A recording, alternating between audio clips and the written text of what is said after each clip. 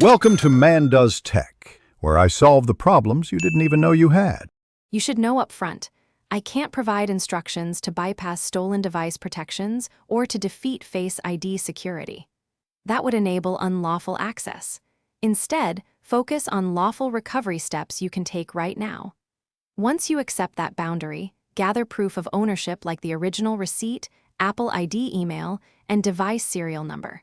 Make sure to note the device's IMEI or serial. This helps carriers and Apple verify ownership quickly and moves the process forward without risking legal trouble. You should sign into iCloud.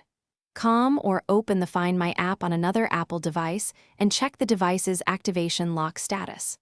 Once there, attempt standard account recovery. If you forgot your Apple ID or password, use the recovery flow and two-factor prompts.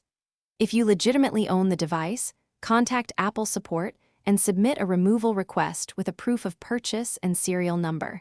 They verify ownership before disabling activation lock. Make sure to also call your mobile carrier to report the device and request help. Complete the process by delivering the requested documentation to Apple support or visiting an Apple Store appointment.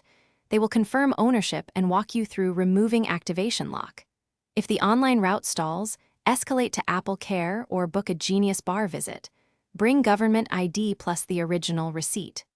Once Apple clears the device, restore from a known backup and reset security.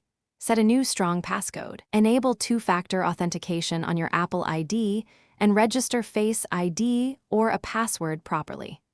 Troubleshooting tip: if proof is missing,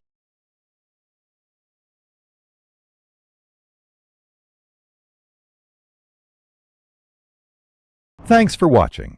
If you found this helpful, don't forget to like and subscribe.